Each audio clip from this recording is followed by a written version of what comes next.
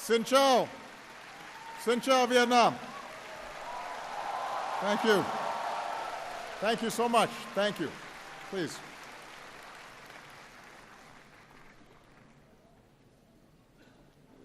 To the government and the people of Vietnam, thank you for this very warm welcome and the hospitality that you've shown me on this visit. And thank all of you for being here today.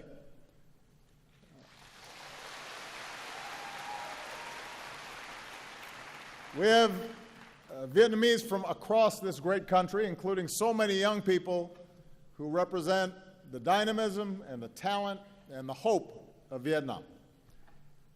On this visit, my heart has been touched by the kindness for which the Vietnamese people are known.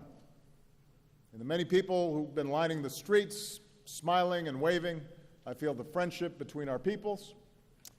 Last night, I visited the old quarter here in Hanoi and enjoyed some outstanding Vietnamese food, tried some bún cha.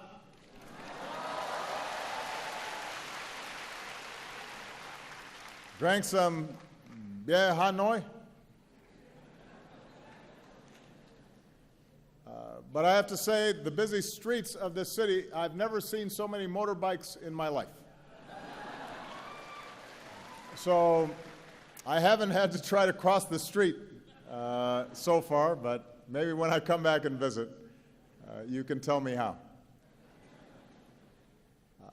I am not the first American president to come to Vietnam in recent times, but I am the first, like so many of you, who came of age after the war between our countries.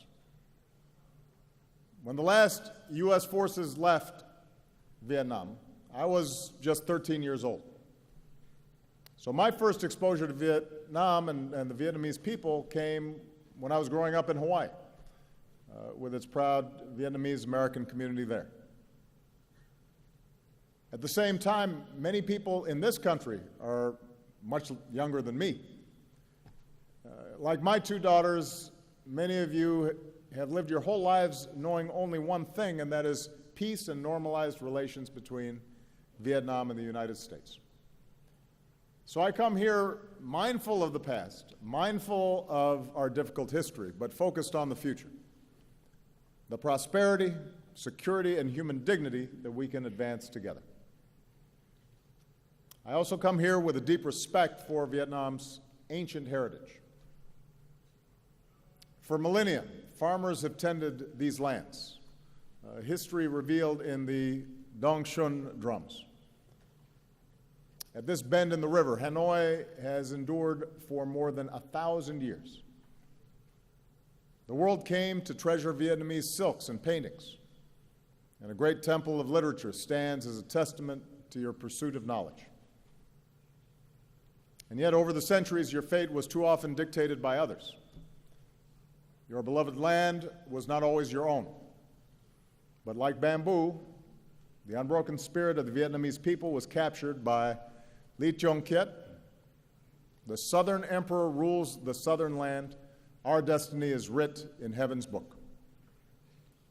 So today, we also remember the longer history between Vietnamese and Americans that is too often overlooked.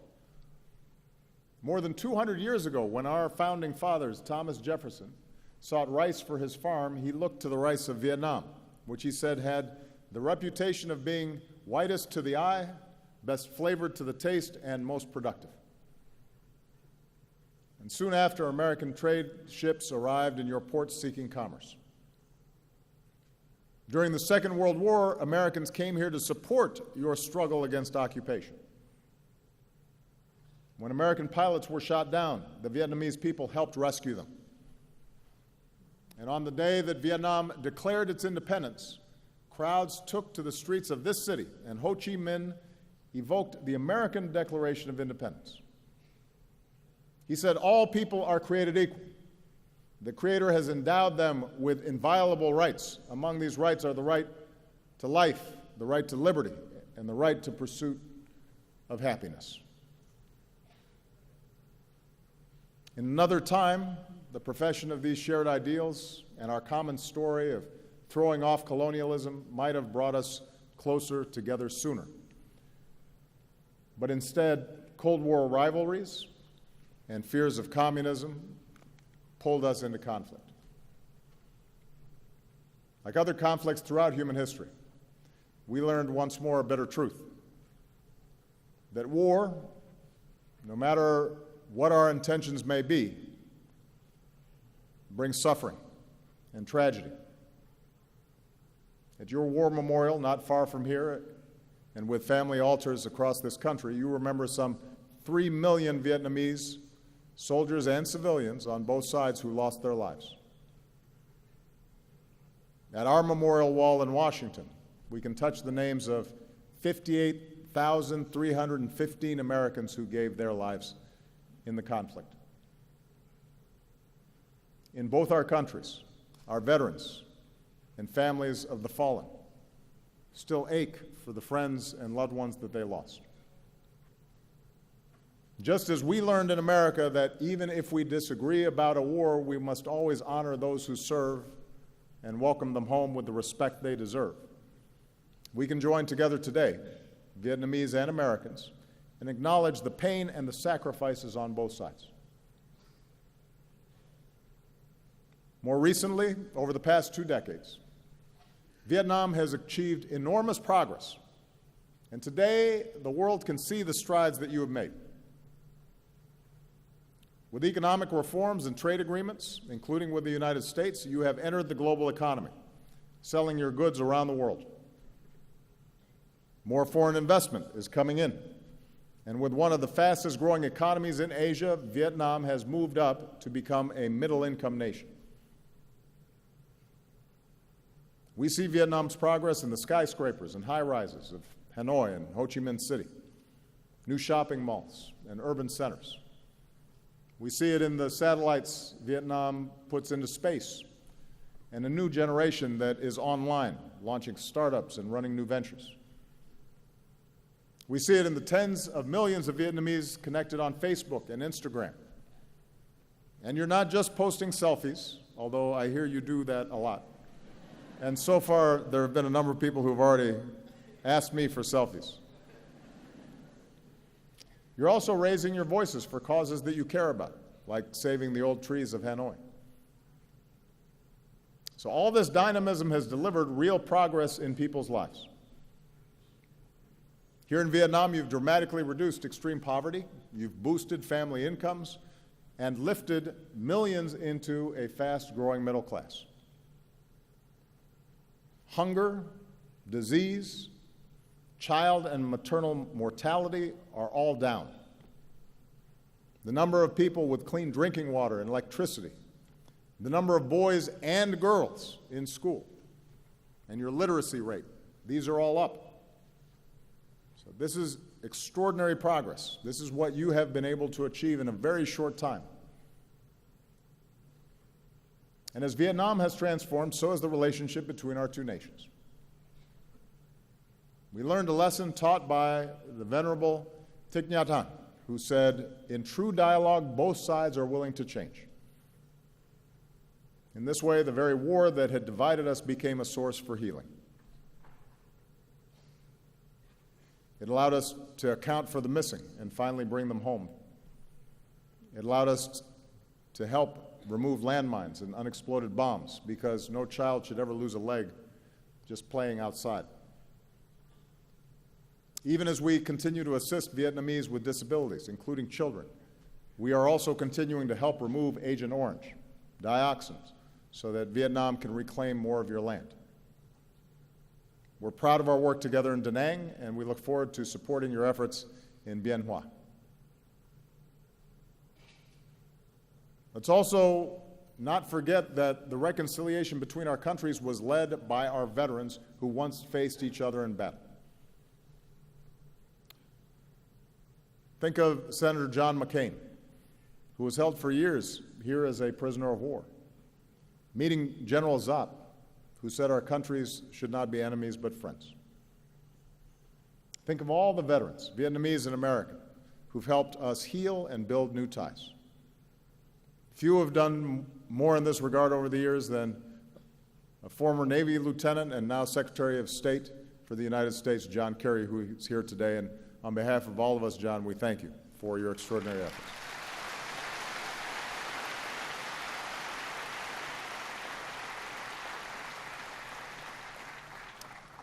Because our veterans showed us the way, because warriors had the courage to pursue peace, our peoples are now closer than ever before. Our trade has surged, our students and scholars learn together. We welcome more Vietnamese students to America than from any other country in Southeast Asia. And every year you welcome more and more American tourists, including young Americans with their backpacks, to Hanoi's 36 streets and the shops of Hoi An and the imperial city of Hue. As Vietnamese and Americans, we can all relate to those words written by Van Cao. From now, we know each other's homeland. From now, we learn to feel for each other. As president, I've built on this progress.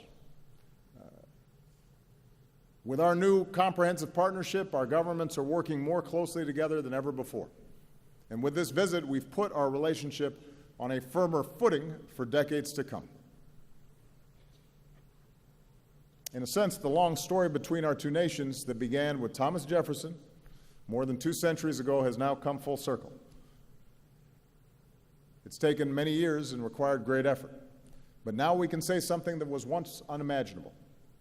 Today, Vietnam and the United States are partners. And I believe our experience holds lessons for the world. At a time when many conflicts seem intractable, seem as if they will never end, we have shown that hearts can change and that a different future is possible when we refuse to be prisoners of the past. We've shown how peace can be better than war. We've shown that progress in human dignity is best advanced by cooperation and not conflict. That's what Vietnam and America can show the world.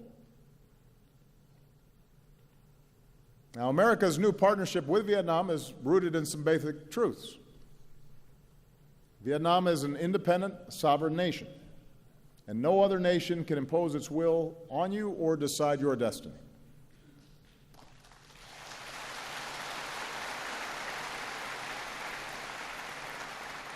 Now, the United States has an interest here. We have an interest in Vietnam's success. But our comprehensive partnership is still in its early stages. And with the time I have left, I want to share with you the vision that I believe can guide us in the decades ahead. First, let's work together to create real opportunity and prosperity for all of our people. We know the ingredients for economic success in the 21st century. In our global economy, investment and trade flows to wherever there is rule of law, because no one wants to pay a bribe to start a business. Nobody wants to sell their goods or go to school if they don't know how they're going to be treated. In knowledge-based economies, jobs go to where people have the freedom to think for themselves and exchange ideas and to innovate. And real economic partnerships are not just about one country extracting resources from another. They're about investing in our greatest resource, which is our people and their skills and their talents, whether you live in a big city or a rural village. And that's the kind of partnership that America offers. As I announced yesterday, the Peace Corps will come to Vietnam for the first time with a focus on teaching English. And a generation after young Americans came here to fight, a new generation of Americans are going to come here to teach and build and deepen the friendships between us.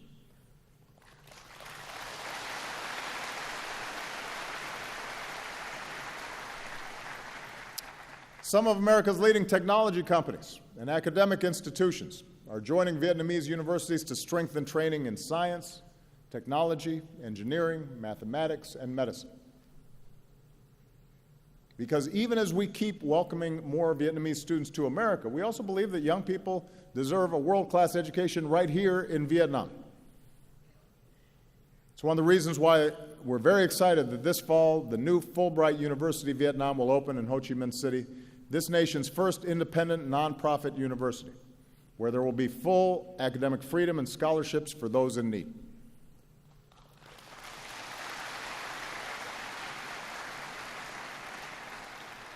Students, scholars, researchers will focus on public policy and management and business, on engineering and computer science, and liberal arts. Everything from the poetry of Nguyen Zu to the philosophy of Phan Chu Trinh to the mathematics of No Ba Cho. And we're going to keep partnering with young people and entrepreneurs because we believe that if you can just access the skills and technology and capital you need, then nothing can stand in your way, and that includes, by the way, the talented women of Vietnam. We think gender equality is an important principle. From Cheong sisters to today, strong, confident women have always helped move Vietnam forward. And the evidence is clear. I say this wherever I go around the world. Families, communities, and countries are more prosperous when girls and women have an equal opportunity to succeed in school and at work and in government. That's true everywhere, and it's true here in Vietnam.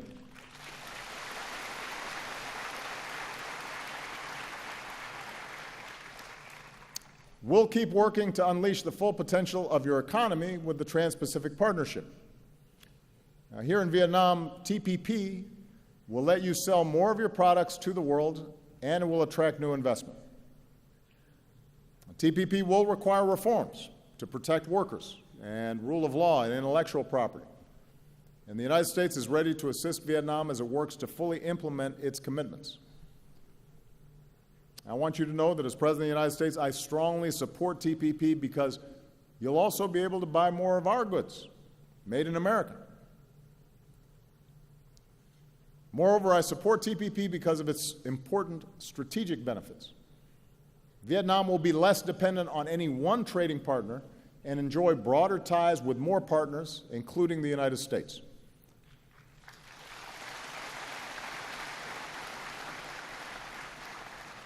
And TPP will reinforce regional cooperation. It will help address economic inequality and will advance human rights with higher wages and safer working conditions. For the first time here in Vietnam, the right to form independent labor unions and prohibitions against forced labor and child labor. And it has the strongest environmental protections and the strongest anti-corruption standards of any trade agreement in history. That's the future TPP offers for all of us, because all of us, the United States, Vietnam, and the other signatories, will have to abide by these rules that we have shaped together. That's the future that is available to all of us. So we now have to get it done for the sake of our economic prosperity and our national security. This brings me to the second area where we can work together, and that is ensuring our mutual security. With this visit, we've agreed to elevate our security cooperation and build more trust between our men and women in uniform. We'll continue to offer training and equipment to your Coast Guard to enhance Vietnam's maritime capabilities. We will partner to deliver humanitarian aid in times of disaster. With the announcement I made yesterday to fully lift the ban on defense sales, Vietnam will have greater access to the military equipment you need to ensure your security. And the United States is demonstrating our commitment to fully normalize our relationship with Vietnam.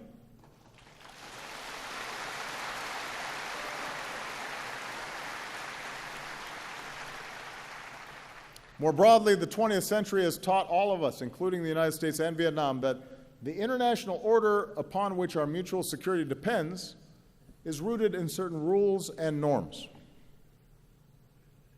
Nations are sovereign, and no matter how large or small a nation may be, its sovereignty should be respected, and its territory should not be violated. Big nations should not bully smaller ones. Disputes should be resolved peacefully.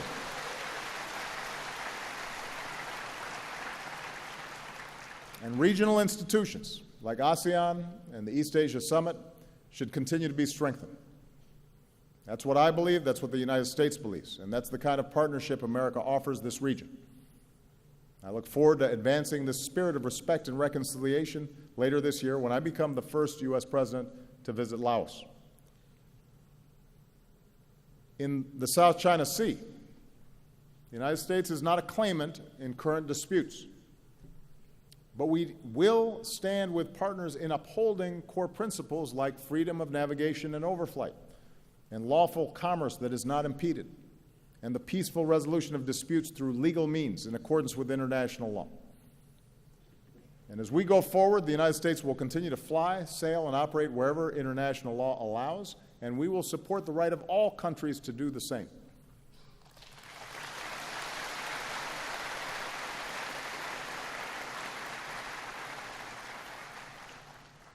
Now, even as we cooperate more closely in the areas I've described, our partnership includes a third element: addressing areas where our governments disagree, including on human rights. I say this not to single out Vietnam. No nation is perfect. 2 centuries on, the United States is still striving to live up to our founding ideals. We still deal with our shortcomings: too much money in politics and rising economic inequality, racial bias in our criminal justice system, women still not being paid as much as men doing the same job. We still have problems, and we're not immune from criticism. I promise you, I hear it every day.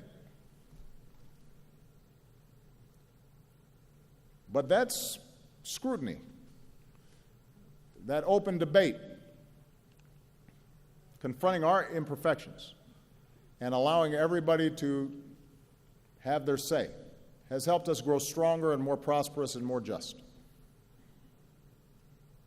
So I've said this before: the United States does not seek to impose our form of government on Vietnam. The rights I speak of, I believe, are not American values. I think they are universal values, written into the Universal Declaration of Human Rights. They're written into the Vietnamese Constitution, which states that citizens have the right to freedom of speech and freedom of the press, and have the right of access to information, the right to assembly, the right to association, and the right to demonstrate. That's in the Vietnamese Constitution.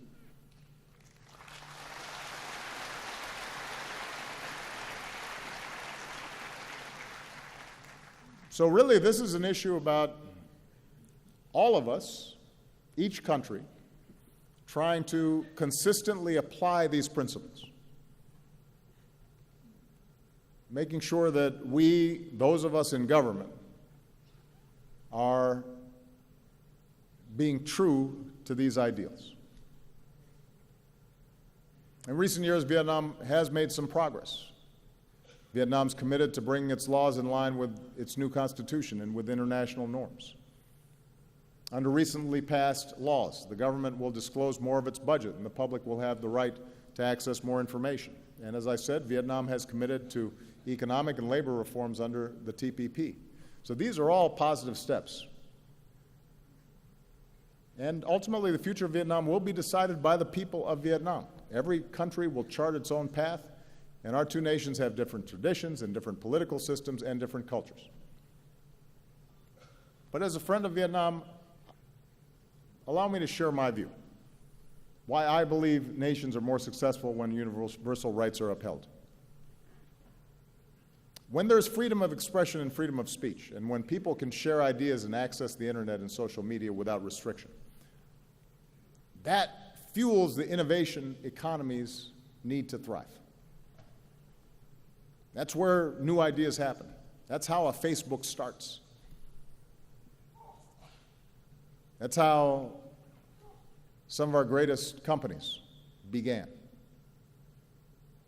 Because somebody had a new idea that was different, and they were able to share it. When there's freedom of the press, when journalists and bloggers are able to shine a light on injustice or abuse, that holds officials accountable and builds public confidence that the system works. When candidates can run for office and campaign freely, and voters can choose their own leaders in free and fair elections, it makes the countries more stable because citizens know that their voices count and that peaceful change is possible. And it brings new people into the system. When there's freedom of religion, it not only allows people to fully express the love and compassion that are at the heart of all great religions, but it allows faith groups to serve their own communities through schools and hospitals and care for the poor and the vulnerable. And when there's freedom of assembly and citizens are free to organize in civil society, then countries can better address challenges that government sometimes cannot solve by itself. So it is my view that upholding these rights is not a threat to stability, but actually reinforces stability and is the foundation of progress.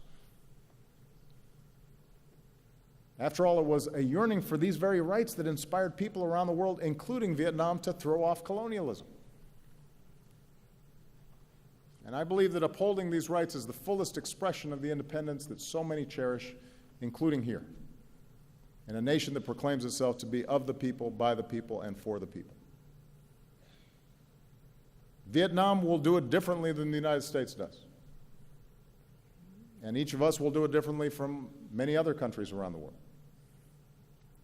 But there are these basic principles that I think we all have to try to work on and improve. And I say this as somebody who's about to leave office. So I have the benefit of almost 8 years now of reflecting on how our system has worked and interacting with countries around the world who are constantly trying to improve their systems as well. Now, finally, our partnership, I think, can meet global challenges that no nation can solve by itself. If we're going to ensure the health of our people and the beauty of our planet, then development has to be sustainable. Natural wonders like Ha Long Bay and Sundong Cave have to be preserved for our children and our grandchildren. Rising seas threaten the coasts and waterways on which so many Vietnamese depend.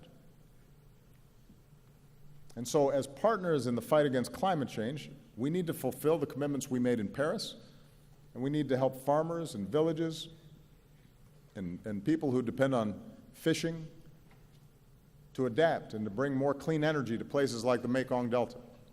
This is a rice bowl of the world that we need to feed future generations. And we can save lives beyond our borders. By helping other countries strengthen, for example, their health systems, we can prevent outbreaks of disease from becoming epidemics that threaten all of us. And as Vietnam deepens its commitment to UN peacekeeping, the United States is proud to help train your peacekeepers. And what a truly remarkable thing that is. Our two nations that once fought each other now standing together and helping others achieve peace as well. So in addition to our bilateral relationship, our partnership also allows us to help shape the international environment in ways that are positive. Now, fully realizing the vision that I've described today is not going to happen overnight, and it is not inevitable. There may be stumbles and setbacks along the way. There are going to be times where there are misunderstandings. It will take sustained effort and true dialogue where both sides continue to change. But considering all the history and hurdles that we've already overcome, I stand before you today very optimistic about our future together.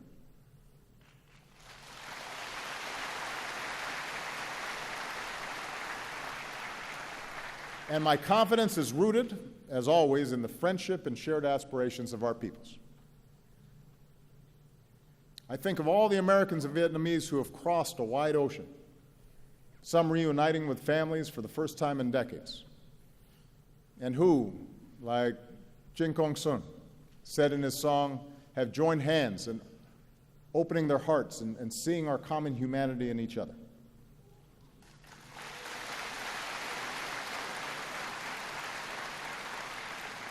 I think of all the Vietnamese Americans who've succeeded in every walk of life: doctors, journalists, judges, public servants.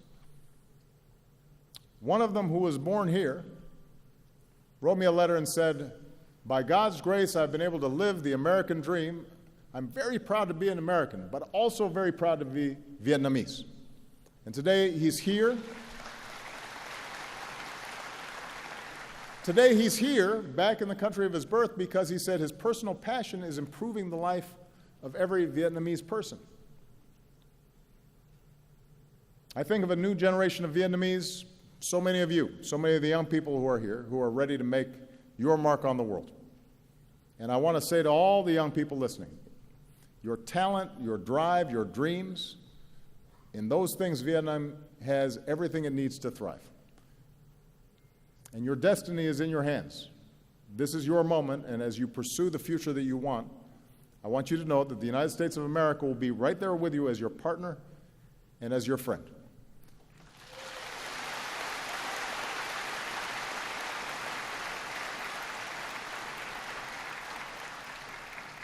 And many years from now, when even more Vietnamese and Americans are studying with each other, innovating and doing business with each other, standing up for our security and promoting human rights and protecting our planet with each other, I hope you think back to this moment and draw hope from the vision that I've offered today. Or, if I can say it another way, in words that you know well from the tale of Kyo, please take from me this token of trust so we can embark upon our 100-year journey together. Kamun Chak Van. Thank you very much. Thank you, Vietnam. Thank you.